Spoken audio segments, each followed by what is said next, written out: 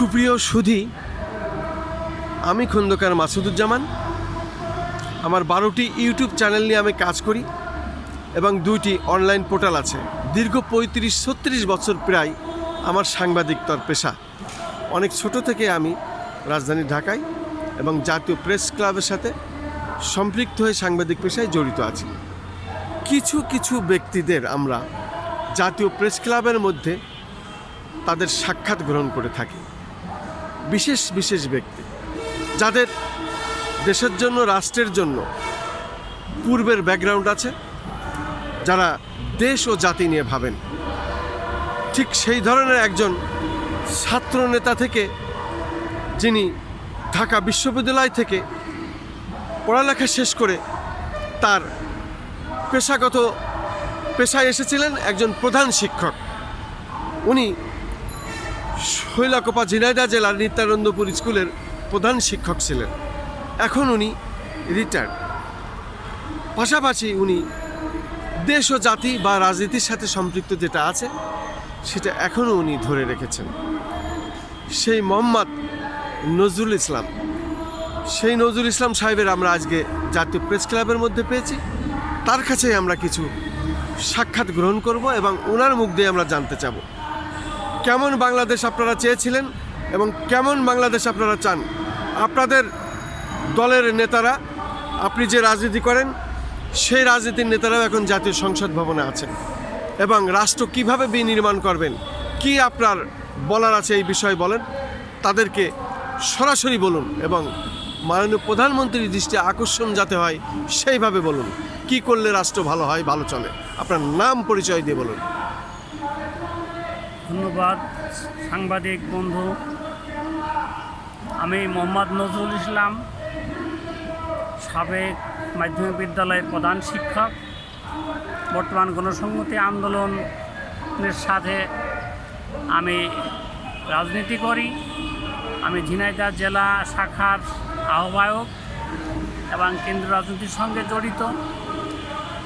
আমরা একটি সোনার বাংলাদেশ প্রতিষ্ঠা করতে চেয়েছিলাম।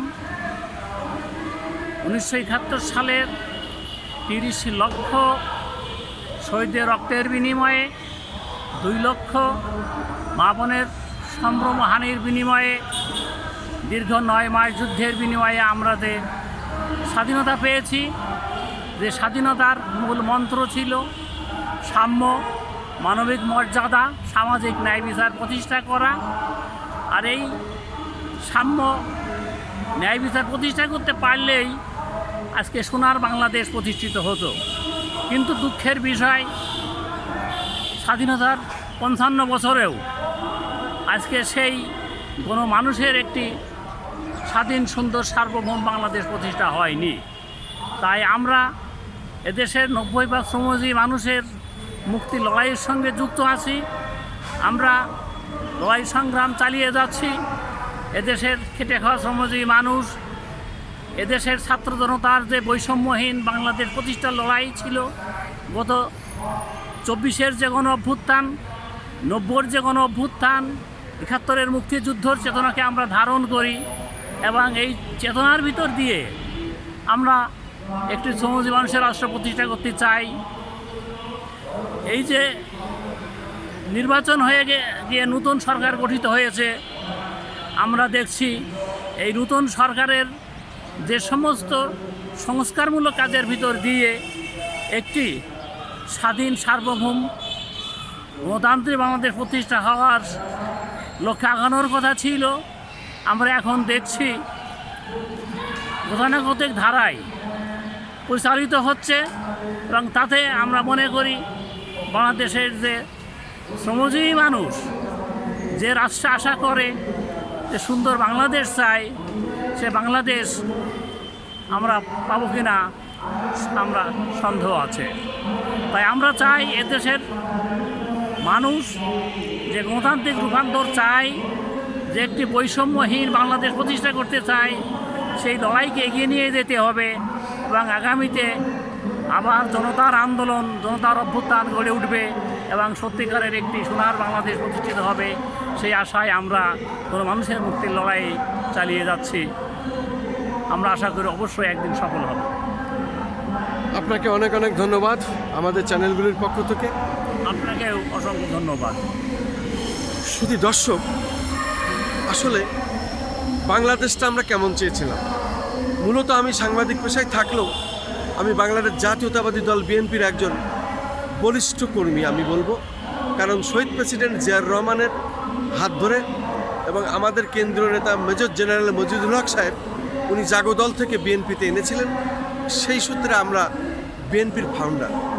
আমরা জোর গলায় বলতে পারি যে আজকে বাংলাদেশ জাতীয়তাবাদী দল বিএনপি এককভাবে ক্ষমতায় এসেছেন এবং সংখ্যাগরিষ্ঠভাবে তারা সংসদ পরিচালনা করছেন। শহীদ প্রেসিডেন্ট জিয়াউর রহমানের সুযোগ্য সন্তান এবং সাবেক 3 বারের প্রধানমন্ত্রী আপসীন দেশনেত্রী বেগম খালেদা জিয়ার সুযোগ্য সন্তান জনাব তারেক রহমান দেশের বাইরে ছিলেন। আমরা 17টি বছর রাজধানী ঢাকায় দেশে থেকে বিভিন্ন আন্দোলন সংগ্রাম করেছি এবং মৃত্যুর হাত থেকে আমরা ফিরে এসেছি। আমি প্রায় 1 মাস মতো আইসিইউতে ছিলাম মুগদা মেডিকেল কলেজ হাসপাতালে, মৃত্যুর হাত থেকে ফিরে এসেছি। আমার পাশের লোকগুলিতে নিহত হয়েছেন, আহত হয়েছেন, আমরা বেঁচে আছি। আজকে আমাদের এই সকল শহীদদের এবং আমাদের আন্দোলনের ফসল আজকে এই বাংলাদেশ জাতীয়তাবাদী দল বিএনপির ক্ষমতায় আসা। তাই মাননীয় প্রধানমন্ত্রী জনাব তারেক রহমানের কাছে আমরা বলবো, আমরা একজন বাম নেতার সাথে, যিনি দীর্ঘদিন ঢাকা বিশ্ববিদ্যালয় থেকে ছাত্র রাজনীতি করে এসেছিলেন, তার অভিজ্ঞতার কথা উনি বললেন এবং তাদের নেতারাও এখন সংসদে আছেন। তাই রাষ্ট্র এখনই বিনির্মাণ করার সময়। আগামীতে যেভাবে বাংলাদেশ আপনি চালাবেন সেইভাবেই বাংলাদেশ চলবে।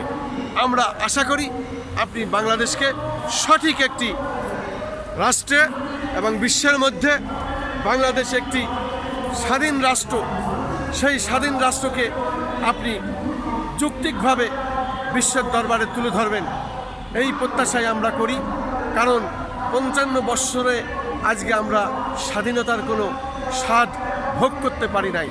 দেশে ন্যায় বিচার প্রতিষ্ঠিত করতে হবে, দেশে বেকার সমস্যা দূর করতে হবে, দেশের মানুষের জন্য প্রত্যেকটি ঘরে ঘরে আপনি যেভাবে কৃষক কার্ড দিচ্ছেন এবং বিভিন্ন কার্ড দিচ্ছেন, এইভাবে প্রত্যেকটি জনগণের হাতে খুঁজে খুঁজে আপনার সংসদ সদস্যদের মাধ্যমে তাদেরকে হাতে তুলে দেবেন, তাদের কাছে দৌড় করে পৌঁছে দিবেন।